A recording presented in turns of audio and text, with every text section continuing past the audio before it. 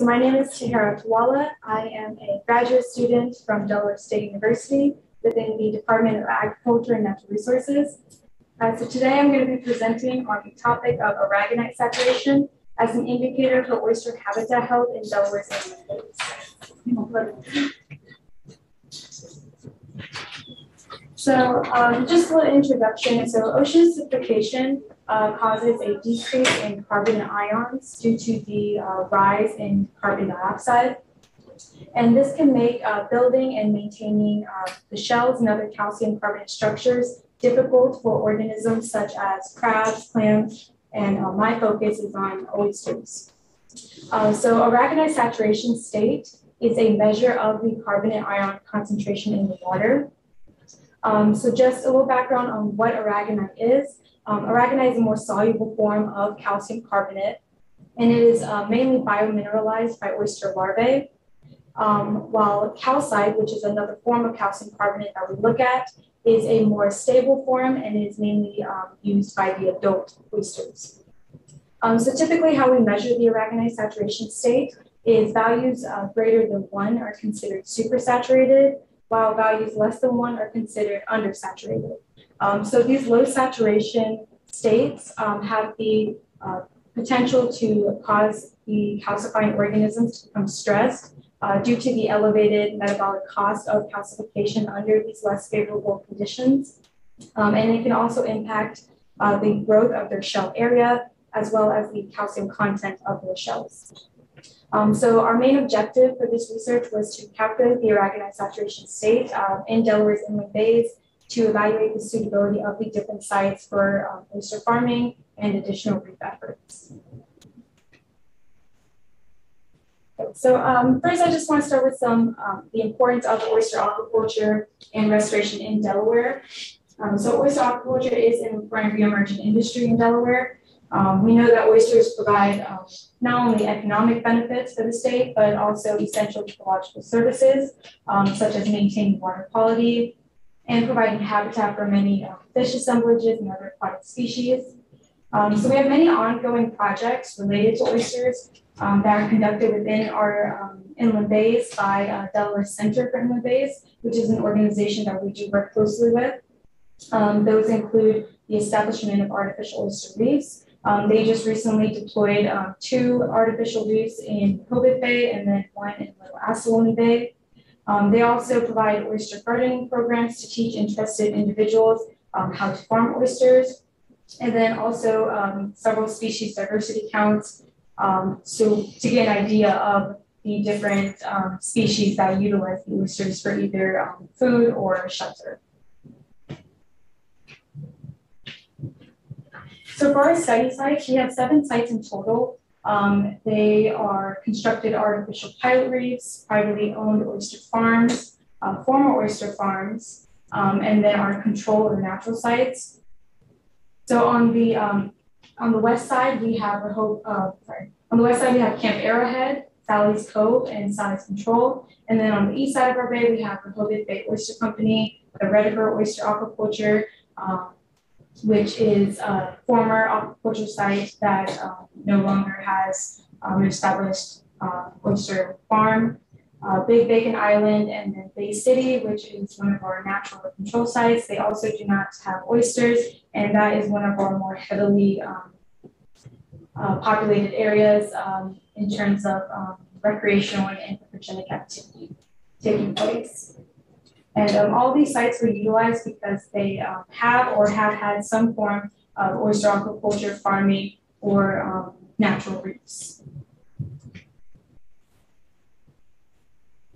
So for our materials and methods, the aragonite saturation state was calculated using the CCART program package in R. All of the water quality parameters for both 2020 and 2021 were used as inputs into the program in order to calculate the omega aragonite and omega calcite values. So some of those water quality parameters include temperature, pH, conductivity, salinity, and dissolved oxygen, and they were all measured using a YSI 556 multi-probe sensor.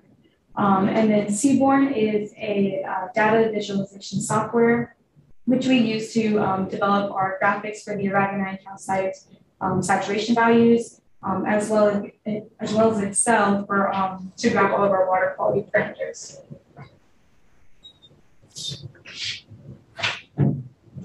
So these are results of the Aragonite saturation for both 2020 and 2021.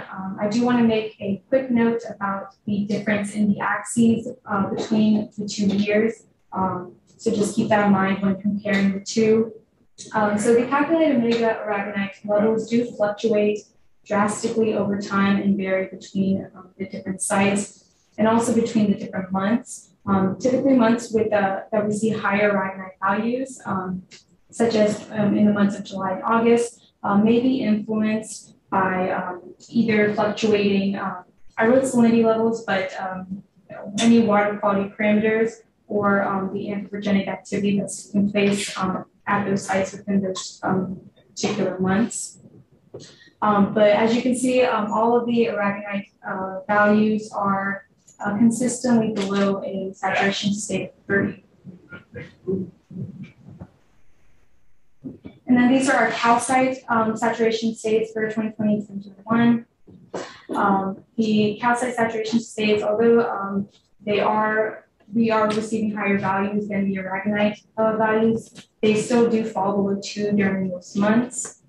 And typically with those saturation states, we have the potential to see these calcifying organisms start to become stressed and the composition of their shells may be impacted.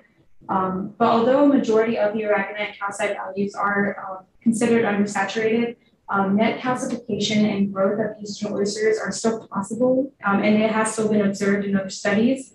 But it is important to recognize the potential impacts that these values could have on oysters, particularly oyster larvae, as we see the carbon dioxide continue to increase, along with ocean acidification. So now I'm moving into our water quality parameters. For sake of time, I'm going to be focusing on temperature, salinity, and pH. So these are our average temperature values for both years within the different sites. They generally range between 9.72 to 29.72 degrees Celsius at each site, which is well between that optimal growth range for eastern oysters. Typically, it's about 20 to 30 degrees Celsius. And kind of how the temperature impacts the Aragonite saturation state is generally we get higher Aragonite saturation values in the months where we see higher temperatures. And then for our pH levels, for both years in Rehoboth Bay, the average pH was between 7.4 to 8.3 at each site, which is again well between that optimal range for eastern oyster growth and net productivity. And how the pH generally affects the Aragonite saturation state is a decrease in pH is going to lower the Aragonite saturation state, as seen with ocean acidification. And then for our salinity levels for both years, the range of the average salinities were between 18.2 parts per thousand to 32.6 parts per thousand. Generally, low salinity levels do result in an undersaturation of Aragonite.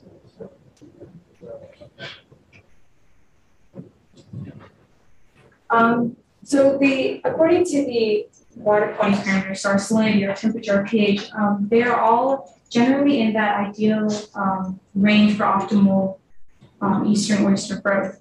However, the Aragonite values that we are observing are continuously undersaturated. And this could pose an issue for certain calcifying species. I mentioned that the growth of the shell area could be impacted, which could ultimately impact oyster aquaculture in Delaware. Because generally, when we sell oysters, we want to look for the bigger the oysters, the better. And then also the calcium content of their shells. So their shells may begin to dissolve or just be,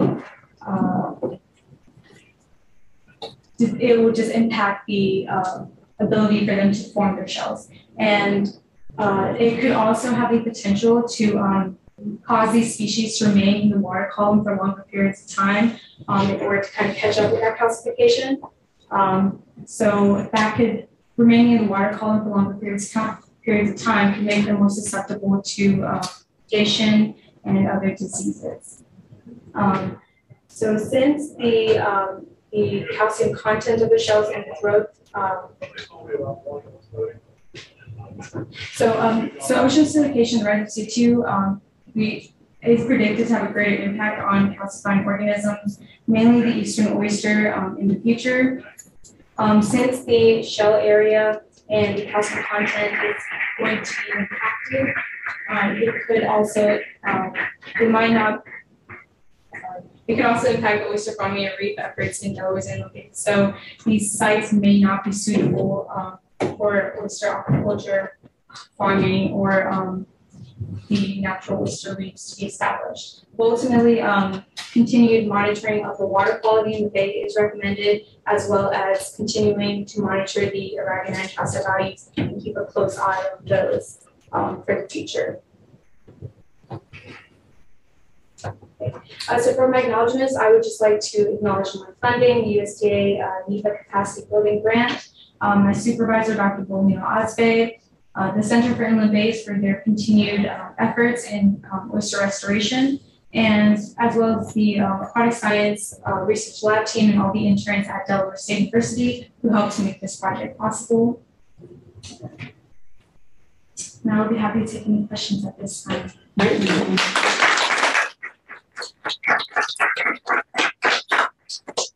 So we're a little into the break, but you can ask as many questions as you like.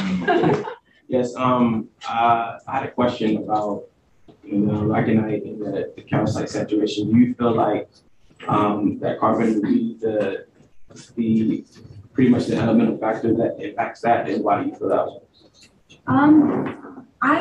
I think it would, especially from how we've been looking at it, is we were looking how the rise of CO2 would be impacting the aragonite calcite values, as well as just the different water quality at these different sites. I think, like my colleagues mentioned, like some of the sites do have poorer water quality, and that could be attributed to also the anthropogenic activities that are taking place. Well, ultimately, I kind of think that all kind of sources from, that rise in, or the increase in anthropogenic activity, the increase in CO2. So I think it all kind of goes back to that. So I think okay, because I noticed it resembled some of the readings that we get from NOAA with the killing curve. And what I was thinking is that, of course, in the hotter months, you saw an increase calcite and aragonite levels, and that could be that in those months, more plants were taking in the carbon dioxide. But in the colder months, since the plants were taking that carbon dioxide more, you had more of the carbon deposition, atmospheric deposition going into the systems, and of course that would reduce and impact the aragonite and calcite levels. Right. Yeah, and I think it's also just attributed to those the anthropogenic activity in the area. So okay. you would expect to see higher aragonite and calcite values during those times because of the photosynthetic activity and intake of carbon and everything. But ultimately, like the increase in temperatures is supposed to increase the aragonite saturation state, but it's still being impacted. So that's something we're still continuously going to monitor and look at continue to look at the different years. Because in addition to the calcite and aragonite, it was cool to see the levels of bicarbonate and carbonate as well. Right. Yeah, and that's something we're definitely this project's still progressing, so that's definitely something to add. Any other questions? Yeah, great talk. So you're only sampling from June to November. Is it because you're making the assumption there's no calcification between December and May in the oyster shells? Why are you not sampling? Well, that's typically our field season when we do most of our water quality sampling. Generally, I think during those months, especially like from like July to August, we do expect to see like the highest oyster productivity during those months, just because those I feel like are more of the ideal conditions for optimal oyster growth and productivity. So I think that kind of played a factor into why we were kind of focusing on those 7 months. And it gets really cold after the I know. I think it's so. yeah. As the December comes, we can't even function with the yeah. Any other questions? All right, well, thank you for joining this session.